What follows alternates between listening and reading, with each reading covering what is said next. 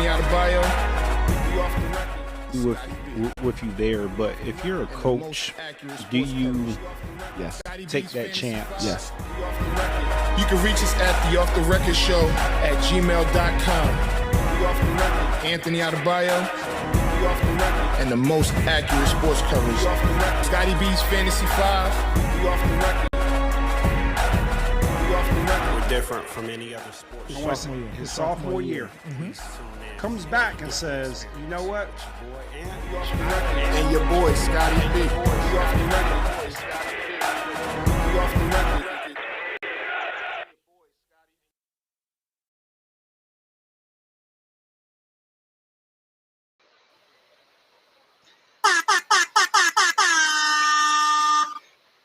What's going on, man? What's good with you, man? I don't know what's going on with this.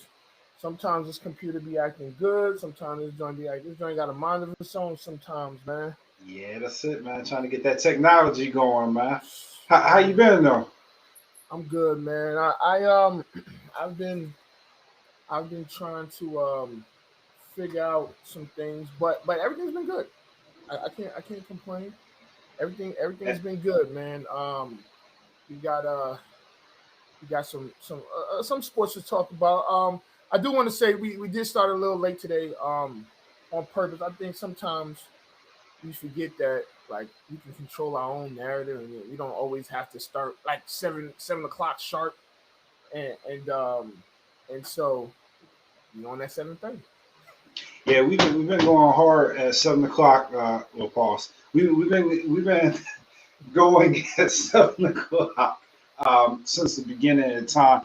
I will say I asked you how you were doing. Like I haven't spoken to you for about 5 hours today. It actually feels like I've talked to you all day. Literally, man. Just having too much fun, man. Having too much fun. Yeah, man. So I guess we can start with Tiger. Tiger Woods had the terrible accident. I believe it was yesterday or the day before yesterday, and that one was tough. I mean, they say he's okay. They compare his injuries to Alex Smith, and that's tough though, man. I mean, you never want to see anybody, get into any accidents like that, but for that, it was tough. Well, the one thing that was tough is when you looked at the footage of that SUV, you realize that he's lucky to be alive. So just thank God for that. His injuries did sound like, he's going to be in a world of pain for a long time.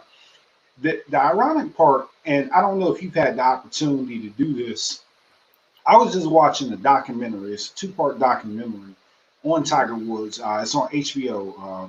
It's on HBO Demand, and it is really, really good. What's the name of that? I don't know. I don't know what the name is, but I know it's got Tiger Woods' name in it. Right. So it's not like it's hard to find. The documentary was interesting because you know how you get those documentaries to where you could tell the person didn't sign off on any of that stuff and they just decided to do the documentary anyway. It was one of those documentaries, and it put a lot of things into perspective because you got to see other people's views regarding Tiger over the years. So literally, I finished that Sunday, and then this happened on Tuesday. So crazy. Yeah, man. So I know we were talking about it earlier, and somebody asked, "Do you think he will ever be able to golf again?" And I think that he will be able to golf again. Don't know if he'll be able to golf professionally again. You know what the crazy part is? I 100% agree with that. With Tiger Woods is having a tough time as it is with all the injuries that he sustained. And that's one thing that the documentary kind of goes into is, I guess, the life of a golfer that a professional golfer that had been doing it as long as he had been doing it, and the wear and tear it will take on your body and your knees and your hips and just all sort of things. So he was already working against that, coming off of back surgery in December, and then you pile on all these other injuries, and we don't know how any of his previous injuries have been impacted by this accident. That's a lot to overcome. Absolutely. Yeah, I mean, it's gonna be tough. But I guess, I mean, if anybody could do it, I guess it would be Tiger. He'll mess around. He'll mess around, come back and win win a major, and we'll be like, man, what in the world? So I mean, I think I'll stick to that of him able to play again. You know, maybe with his kids or his, his son is golfing right now, or but I don't think he'll be able to come back professionally and do the things that he did before. So let me ask you a question, and it got me to thinking, man. He's not dead or anything like that, so thank God. But where do you rank him in the conversation of like goats? Because we've been having this conversation with Tom Brady, and then you got the Michael Jordan goat, and Tiger Woods is a goat. Who else? Like, what stratosphere do you put him at? Oh yeah, he's at the top. I mean, he's one. I don't know if he's number one. Most people that have Michael Jordan, right? So you have, I guess, so for basketball, some still say LeBron. I think by the time LeBron is done, Michael Jordan will probably be in his rear view. By the time he's done, and if he continues on the level that he's at now, and he wins a couple more championships, he doesn't have to. Well, I guess if he wins a couple more, he'll have 6. But if he gets anywhere close to, if he gets 5, 6, 7, it's gonna be time to start thinking of Michael Jordan and behind him. But anyway, as we stand right now, you got Mike, you got Brady. You got who would you consider the greatest of all time in baseball? Babe Ruth, Hank Aaron. I don't know if people have Hank Aaron as number one. I know a lot of people have Babe Ruth, but honestly, it's probably Barry Bonds. And that's where I was going. My all time best baseball player that I've ever seen is Barry Bonds. So here's the thing about LeBron ever being the GOAT past Michael Jordan, and he'll probably, like you said, he'll shatter every record. He may catch him with the championships, but what people will always hold over LeBron James's head is the losses in the finals. I mean, I don't. You don't, and I won't. But I think if you're arguing the other side of that debate, you say, okay, well, LeBron lost, Michael never lost. And that's what most Michael Jordan people will tell you is that Michael Jordan didn't lose in the finals. That just feels like a cop-out. But I get that. I get it. Why does it feel like a cop-out to you?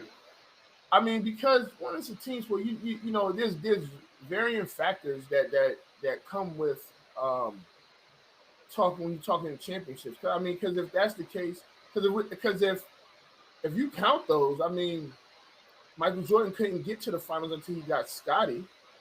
He can. I don't even think he can get to the conference finals without Scotty. He can. No, he didn't even win a playoff series without Scotty. So it's like there's circumstances that get into that, and we can get into that in a minute. But there's a lot of circumstances that play into that, and I don't want you to, because I think I kind of see where you're going. You're going to try and turn me against Michael Jordan, but we won't do that. We're talking about where Tiger Woods ranks in GOAT talk, and he's definitely top 3. So you got to have Serena in there, and I think that Serena and Tiger Woods are some of the underrated GOATs, if that makes any sense, because of the sports they play. But I think that they need to get extra credit for bringing sports that are not really known to have African Americans be the best in that game and making them the best in that game. You know what I'm saying? What about money? What about Money Mayweather? I mean, he's a GOAT. I don't have him over Muhammad Ali. Huh. Interesting. But he never lost. Yeah, he never lost. I mean, yeah. I mean, but still, Muhammad Ali could be a GOAT. I can see that. I'm not saying he's not. So here's the thing with Money Mayweather. His era was a little different than some of the other guys that people may consider, either better or less than him, or the older guys. But a lot of people will say that he handpicked his opponents, and he picked his opponents when were on the downside, the downside of their career. So with that being said, yeah, some may hold that against him. Yeah, no. It's funny that you bring that up because it gets me to thinking, and I guess what you were trying to say with LeBron James and Michael Jordan, what is the criteria of being a GOAT? I mean, we see it with Tiger Woods. I think everybody knows that he dominated golf to the point to where there's no argument that he wasn't a GOAT other that time. And he transcended the sport. I mean, he made golf more popular, and he changed, I guess, just the narrative that golf had. I mean, a lot of African Americans can credit Tiger Woods to why they play golf now. I mean, Tiger made it cool. I mean, it was African Americans playing golf before that. I don't want to say that Tiger was the first one, but I definitely think of our age group and maybe not a generation, but a few years before us, people started picking up the golf clubs because of Tiger Woods. Yeah, absolutely. I mean, because I never really cared for golf like that until Tiger Woods got into it, or until he got on the stage, on the big stage, and that was around the time where we graduated from high school and was in college, and at that point, I mean, he was super dominant. It wasn't even close. Like the young Tiger Woods, it wasn't even close. So I mean, he's definitely got to be up there. But if I gotta rank these guys from 1 to whatever, man. All right, so I'll go Jordan. I'll go Tiger. I'll go Brady. No. Yeah, I'll go Brady, Ali, Serena,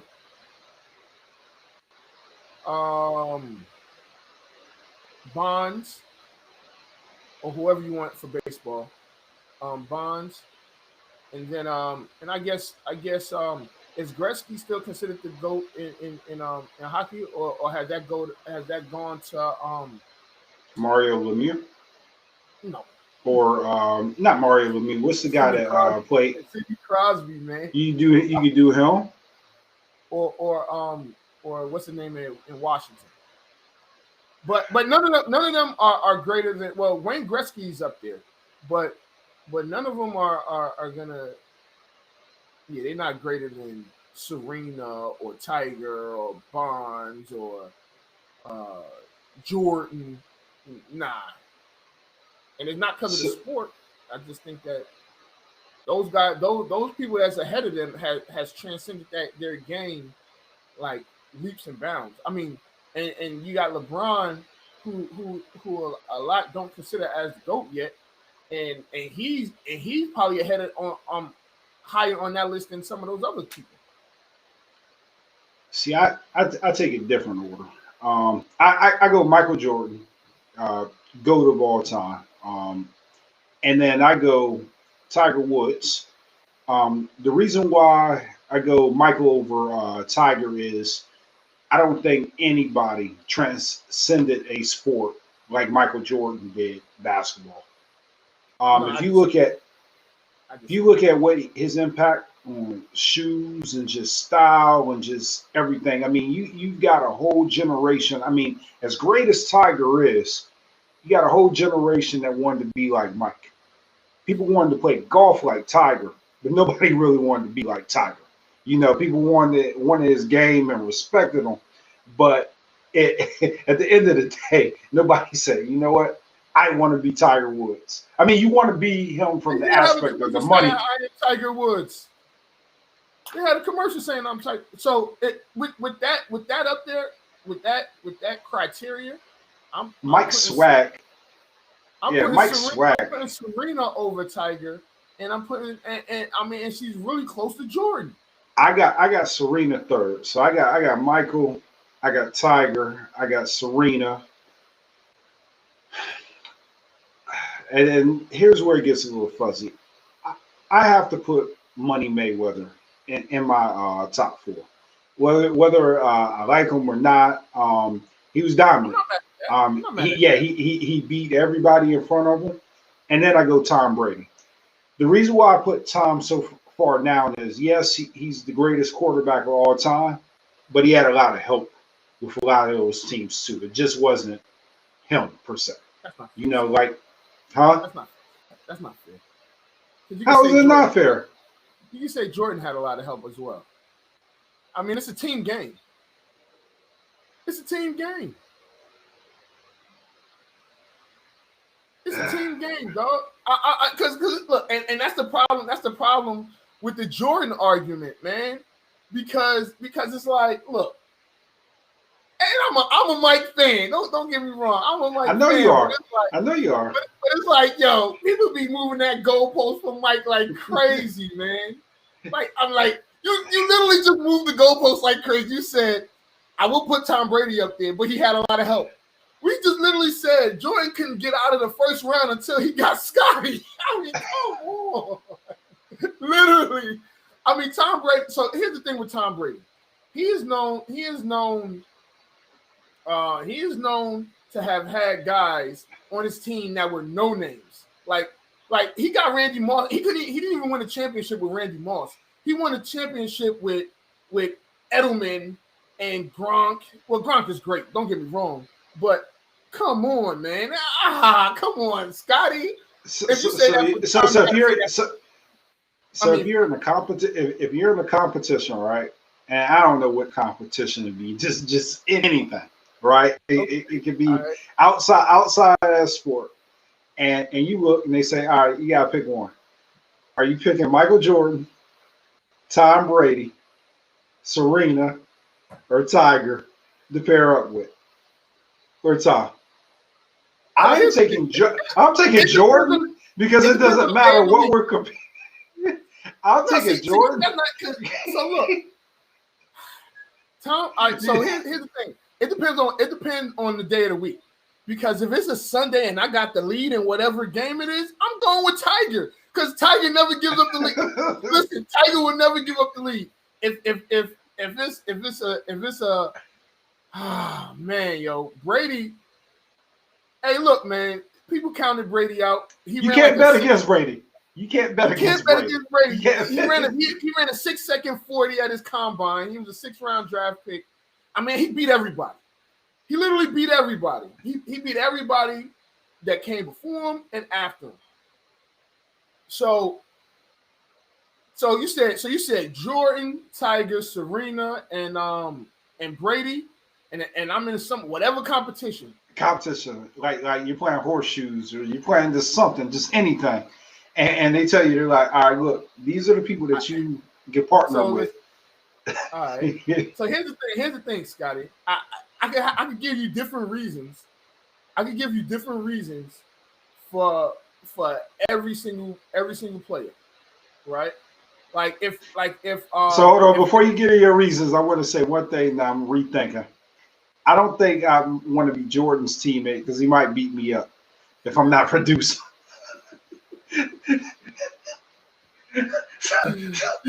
Look, you might try to Steve Curry. I was gonna say, yo, because if you gambling, you probably gonna go with Mike, right? You probably gonna go with Mike if you gambling. I don't know, man. It's tough. Like those are 4 of the greatest ever, right? In any era, and I think I do feel like those 4 right there. could play in any era of their particular sport. And Absolutely.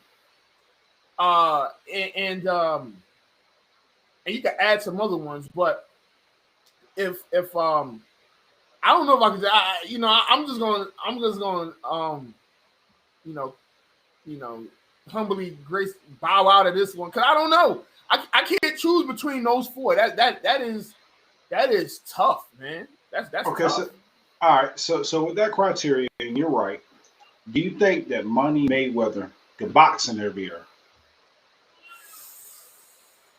I don't know. So And be as great? Because I do agree, Tom Brady could have played in any era.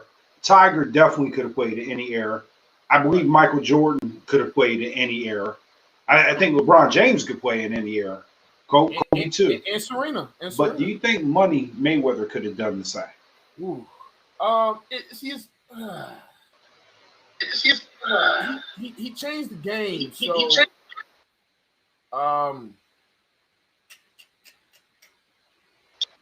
no. And so I no.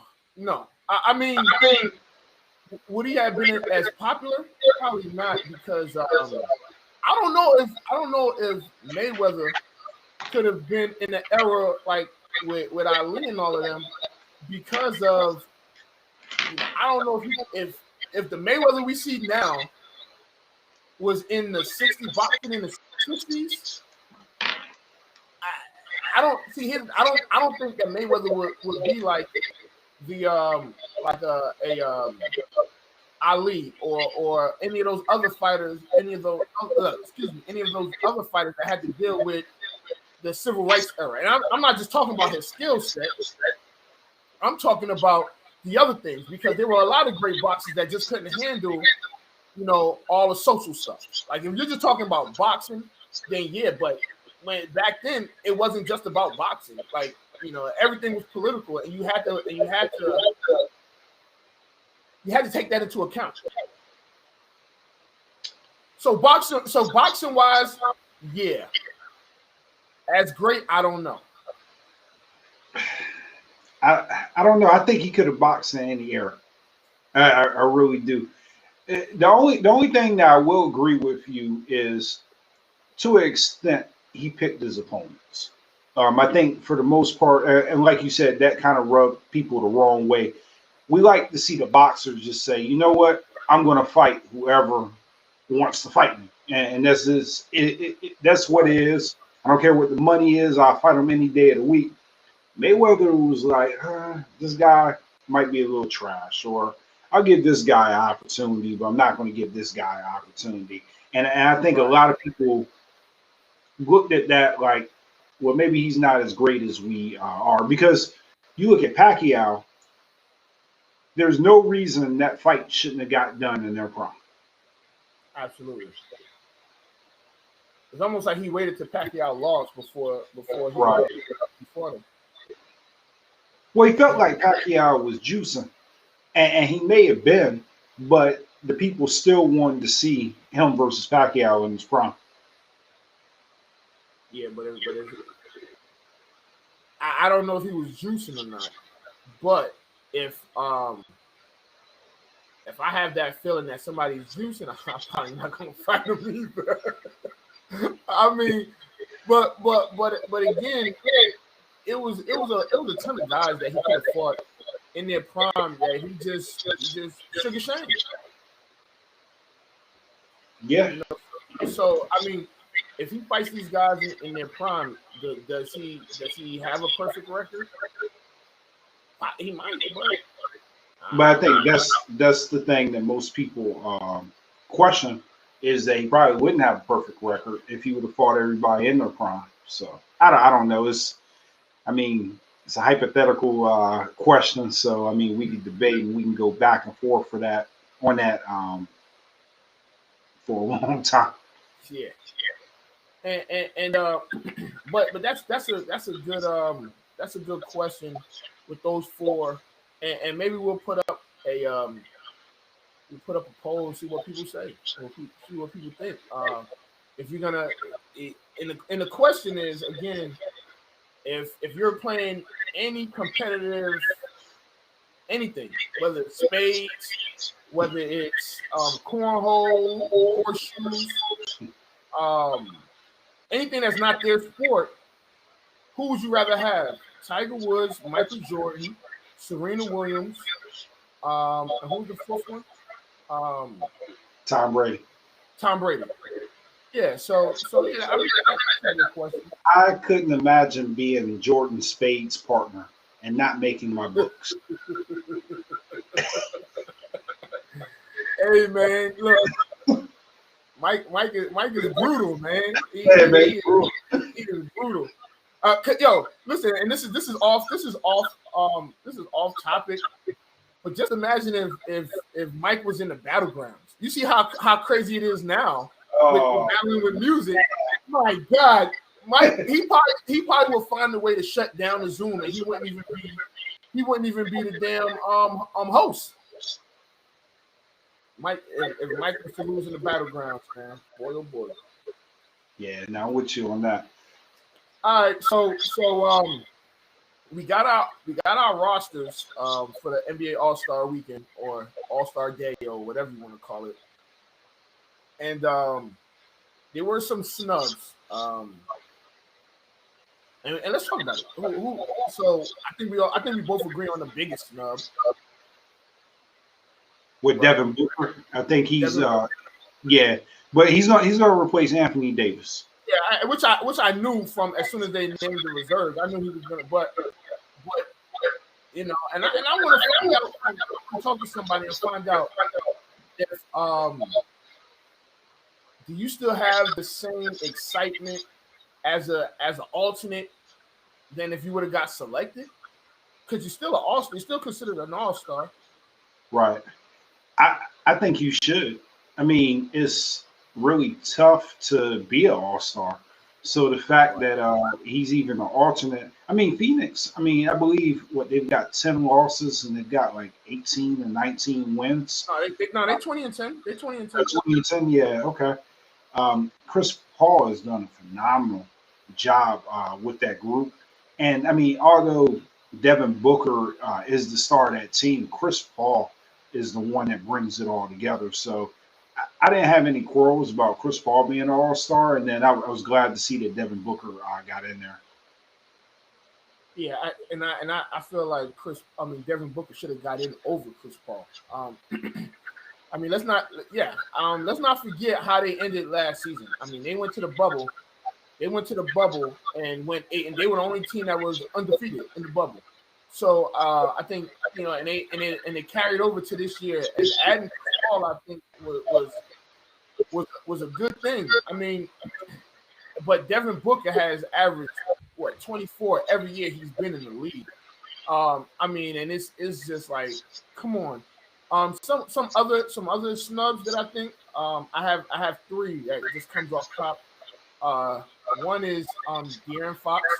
He should have been an all-star. Sabonis from Indiana should have been an all-star, and I think Bam should have been an all-star. And don't do it's not biased. I would have said him anyway because of that. And that leads me to my next thing, Scotty, is because I believe that the all-star team should be 15 guys. Okay, so I can agree with that the all-star game, roster should be 15 guys. I agree with you there. Finally, after 3 years, I finally got Scott to agree that the all-star team should have 15 guys. Yeah, no, it should have 15 guys. De'Aaron Fox, though, let's talk about that for a second. Phenomenal season, but Sacramento is playing terrible. I mean, they're awful. And I believe they lost again yesterday. I think that's 6 or 7 straight that they lost. So, when you start looking at the Kings, at some point it's like, okay, somebody has to get those points and somebody has to get those shots because they're not that good. All right. I understand that, but is Orlando good? No, I mean, but they're better than Sacramento. I mean, Orlando is on the bubble to be an eighth seed. I mean, I believe, like you said, Miami was going to be an eighth seed. I believe Orlando is right there. There's a couple other teams that's right there on that line. But Stop. What happened? Miami's not gonna. They're gonna be higher than the 8 seed, man. Well, right now, as it stands, right now, right now, they're in like a three-way tie for that eighth spot. So hold on. You said no. Well, they have about the same record. Sacramento is 12-19, and Orlando's 13-19. Yeah, terrible on both ends. But one plays in the East and one plays in the West. So the West, I feel like, and it's just opinion based. I think the West has a lot more stars at guard, so it's a lot harder to make your argument that you're going to be an all-star guard. I mean, we're talking about Devin Booker, CP3 having a phenomenal year. You got Dame Lillard. I mean, the list goes on for guys that he has to outplay to even get an opportunity. I mean, you got Ruka. I mean, it's crazy out west. Yeah, I understand that. I get it, that especially in the West, because he's pretty much gonna get the I don't want to say treatment, but it's gonna be kind of like how it was for Dame early in his career when he was putting up crazy numbers, but couldn't get he couldn't make an all-star team to save his life. And it wasn't even this year he got snubbed. He should have been a starter. Oh, absolutely. To actually be in the MVP conversation. I mean, what he's doing out there in Portland. I mean, a lot of people aren't taking too much notice to it, but I believe they're fourth, and he's got them playing pretty consistent. He's doing it without C.J. McCullough, but again, he's behind, and this goes back to De'Aaron Fox. Steph Curry is having a phenomenal year. He's in that MVP conversation. So for De'Aaron to get on, who do you take off? And maybe he will still get on, because I mean, it's time for somebody. It's enough time where somebody else could back out and he could be an alternate too. But that's just my argument, is when we say snub, who got on that shouldn't have got on, and who do you replace him with? And I mean, that's the tough question. I mean, that's the tough part. Because I don't, with De'Aaron Fox, I think that, you get in where you fit in, and right now it ain't his turn, right? But Devin Booker, I feel like he should have got on before Chris Paul. I feel like that Devin Booker is the best player on that team. Yeah, but again, you're rewarding somebody. All right, so look at Chris Paul, right? Chris Paul is averaging, I believe, like 17. He's averaging 8.5 assists. So I think he's either second or third in assists. You look at him; he's been durable this year, and you look at the Suns, that they're in playoff contention. So it's easier to argue that, okay, huh? Yeah, they almost made. But I'm talking about this year. Right now, they're in the playoff picture, and they don't look like they're slowing down. They look like they're going to be a shoe-in out west. I mean, in case some other stuff happens, but you know what I mean. So you can make the argument that, okay, you've got a playoff contender. I can take two people off that team, opposed to a team that could possibly end up they won't be in last place, because I believe the Minnesota Timberwolves will probably stay in last place in the West, but they're going to be a bottom feeder for the rest of the year. You talking about Seattle? I mean, you're talking about Sacramento? Yeah, Sacramento would be a bottom feeder. Yeah, but they're playing people tough though. It's not like they're getting like their boots smoked.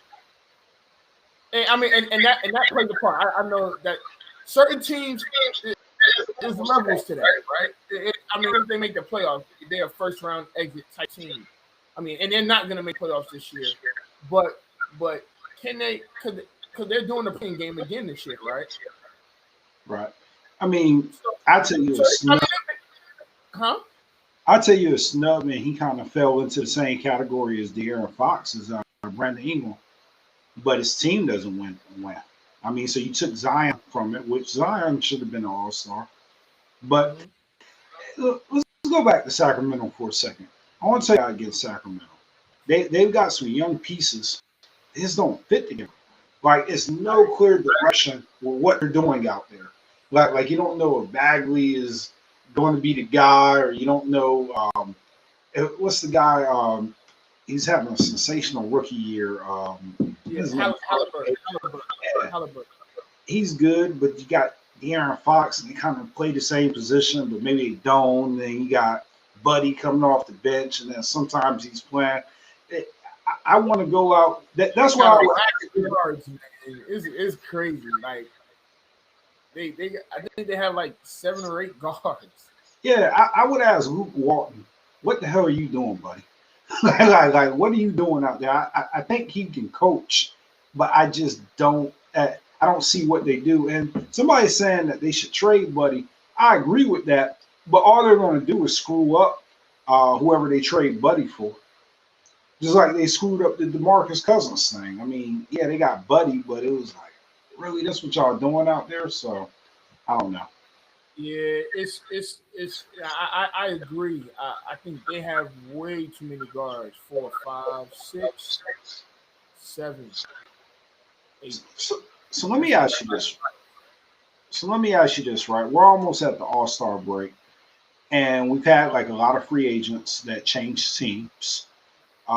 We've seen James Harden, who's playing phenomenal, which I think we both knew that he could play phenomenal and he could fit in. It was just a matter of the personalities were going to mesh right, but it looks like it's really going good for them. You got Drew Holiday with the Bucks. You got CP3, which we already talked about with the Suns. You got all the additions that the Lakers made. You got a few additions that the Clippers made. I feel like I'm missing one major. Oh, you got what the Hornets did with Gordon Hayward, and who else made a key addition this year? You said the Suns? Yes, it is Suns. Do you think that those have and Houston and the Wizards, right? So yeah, Houston with the blockbuster trade to the Wizards with John Wall and Russell Westbrook. The Wizards clearly won that trade. You think the Wizards won with getting Russell Westbrook? Yeah, I mean, because I think the Wizards are going to go on a run. They are peaking. They are peaking. And I changed my mind from what I said a few weeks ago about the Pistons. I changed it to the Wizards. Okay. The Wizards are going to go on a run, man. I think that the Wizards are going to go on a run. I think Russell Westbrook, once he kind of figures it out, we're not getting the best Russell Westbrook here in DC. I think you're getting somebody that's playing and it's kind of trying to figure it out. You're not getting the best Russell Westbrook? I mean, over the past 3 games, he's looked great.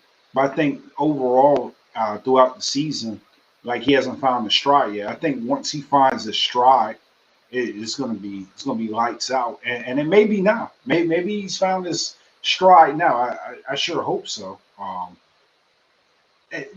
So what do you think about the Lakers? Me and you were having some discussions earlier about the Lakers and their additions, and do you think that those were good decisions now that we're looking at them in hindsight? I think so. I mean, I think that JaVale McGee and Dwight Howard can help them right now. I mean, and for the money that Dwight Howard got from Philly, I'm sure he could have got that from LA.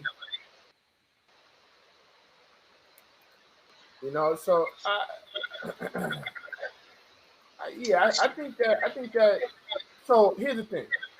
I do believe that the Lakers will still win.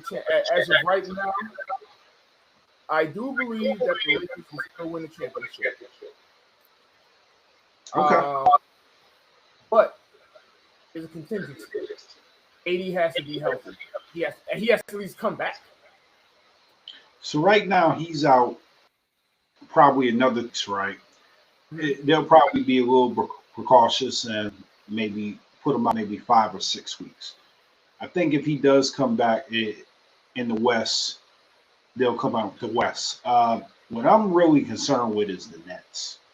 The Nets look good. And if they add some pieces, and they're starting to play better defense too. If they add a few more pieces to that team, they're pretty much going to be unbeatable. You don't agree? No, I'm not saying I don't agree. It's it's starting to look a little scary, man. But I'll say that they're the team to beat in the East right now. I think we're on a crash course to see Brooklyn and the Lakers. I know Utah's doing a hell of a job right now. They look great. The Clippers look pretty good as well. I still don't see either one of those teams beating the Lakers in the playoffs in 7-game series. I don't see either one of them. So with the Jazz, the good thing, and I think I said it last week, you got Mike Conley. He's playing a year more into that system, and he's really picked up his play, and it's starting to gel for them. The scary thing about the NBA, and I haven't looked at the Jazz's schedule, but in the NBA, depending on where you are in your schedule, you can go on an 8 or 10 game run because you just may have sorry teams lined up back to back to back, which should make you look a lot better than you really are. So I don't know if they come back from the All-Star game, the All-Star break, and their schedule is a lot harder, and then you start to see them start to lose a lot of games because they beat up on all the terrible teams in the East. It's just who knows. And every year you kind of see it. You see that team, they go on that 10 to 12 game run, and you're like, wow. You're like, where did that come from? And then you look up and you're like, oh, man, they played Cleveland twice, and they played my Knicks, and they played Sacramento, and they played, whoever else. Yeah, that's yeah, man. So it ain't gonna look. I don't see it. I don't see a team beating any of those two in 7 games. So, what are some teams that are right there, but if they made the right move, could challenge the Nets and the Lakers? So, I really like that Portland team. Right? I wish they could stay healthy. Like, I think a full season with them and them healthy and making a move. What that move? So with the Blazers, you still need McCollum, and you still have and if it's not Nurkic, they need another big. In the East, so Philly, I really think that because of Embiid and Ben Simmons and Tobias Harris, they're daring to go on a run, and they will give the Nets a run for their money. I won't overlook them because I feel like Embiid is going to be the MVP, and he's playing out of his mind, and there's no one on Brooklyn that can defend Embiid, and Embiid can defend their bigs. Not to mention, and don't be surprised if you see another big on. Well, it won't be Boogie Cousins on the Nets, but they just cleared up. Some room, some roster space, by cutting 3 guys and things like that, and then they signed somebody to a 10-day contract, but they're gonna get another. They need to get another big. Who that is? Don't be surprised if you're freaking what's his name out in Cleveland. Drummond? Yes. Don't be surprised if it's Drummond for the rest of this year. And but with that, I don't be surprised if Boogie Cousins goes back to the Lakers. See, I go the other route. I think Drummond would fit with Milwaukee, and I think that would be a piece that could put them in contention with the Nets. I agree with everything that you said with the 76ers, and the 76ers are in first place. You know what I mean? So they can give the Nets a run for his money. But if I'm the Bucks, I'm sitting here thinking, what can I do to get better? You know, right now, Drew Holiday he's worked wonders for that team. He's helped improve the defense. He's improved their offensive efficiency. He's really helped Giannis and Chris Middleton. But if they get one more piece, I think they become a powerhouse too. You talking about the Bucks? Yeah, I'm talking about the Bucks. If I'm the Bucks GM, that's what I'm thinking to myself is. Who you gonna get rid of? Or you just gonna hope they get? Or you just gonna hope he gets bought out? I'm gonna hope he gets bought out. Maybe even I get on the phone with Cleveland and figure out what do they want. You know what I mean? Are you looking for expiring contracts? Are you looking for cash? Are you looking for draft picks? Like, what are you doing? But if I'm the Bucks, I'm thinking this is my opportunity where I have to go all in. Even with what the Nets have done, they have enough firepower to where if they add just one more piece, they're just as competitive as the Lakers and the Nets. Now, I mean, they still have to execute, of course, but why not? Not bad. I'm not mad at that. Yeah, I'm not mad at that. So what about Miami? I think they're in deal with the Wizards. They're in a better position, but I think they're about to start playing better ball. I think, like you said, and you think they're a better team than the Wizards, though. No, they are. I just am agreeing with you that they're going to make a run. I think, like you said earlier this season, they just needed rest. They could get Drummond too. I mean, they could be in the market for him, and that puts them back in contention. If they get Drummond, if they get Drummond, oh god. But yeah, I can see them going on a run, man. I think that Jimmy's starting to get his legs back under him, and because he's been playing like bubble Jimmy, and I mean I think he had 2 or 3 straight triple doubles, and yeah, man, it's about to be crazy in the East. The East is wild, man, and with Brooklyn and Milwaukee, who had a little bit of a rough stretch, but I don't think that anybody's going to. I think this first half of the season, no one should really worry. And even if you're like at the bottom, you just have to stay close enough so you can make that run in the second half.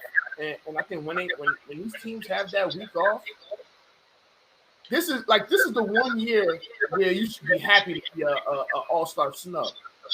Right, just so you can get your rest, and you don't have to deal with all that other stuff, and just come back refreshed.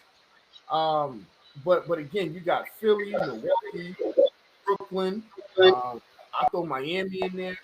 Boston is still a threat. You know, they're a 500 team right now, but they're still a threat. You know, you can't. They're no pushover. You know, and I still have Miami in there. But you got Charlotte looking good. You got the Wizards playing good against top competition. I mean, the East, it ain't this is the weak East no more.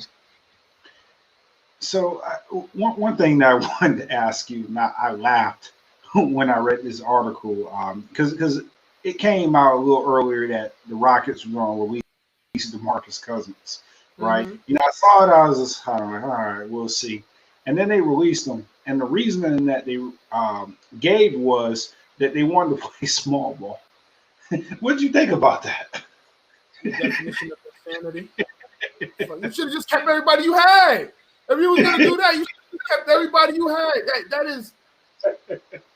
dog. If they, I hope they just did that. Just like they're like, oh, happy early April Fools, because dog, they lucky we didn't do win of the week. I would have been like, yo, get that crap to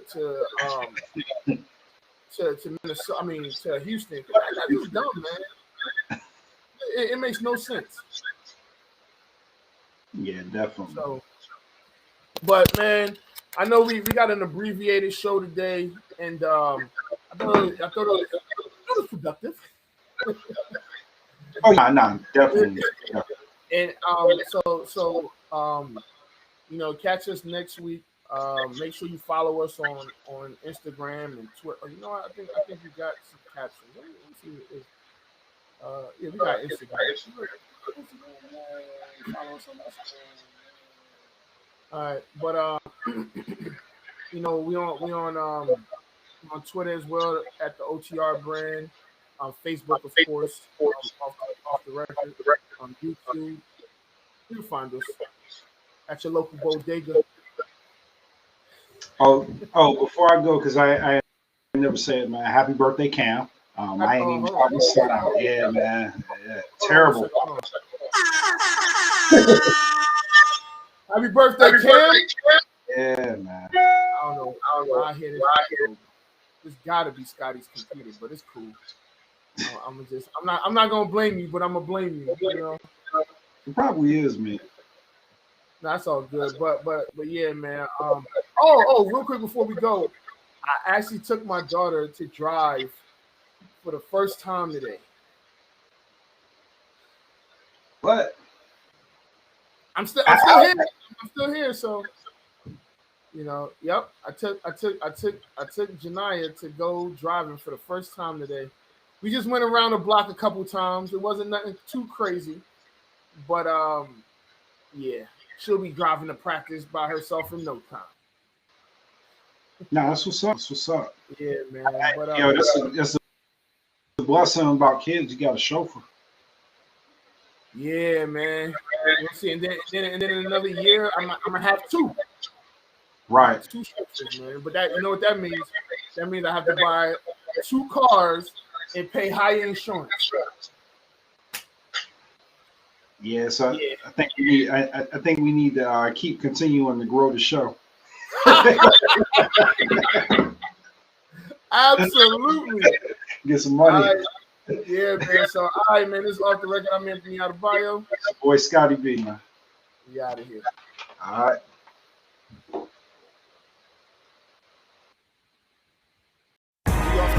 Anthony Adebayo. With you there, but if you're a coach, do you take that chance? Yes. You can reach us at the Off the Record Show at gmail.com. Anthony Adebayo, and the most accurate sports coverage.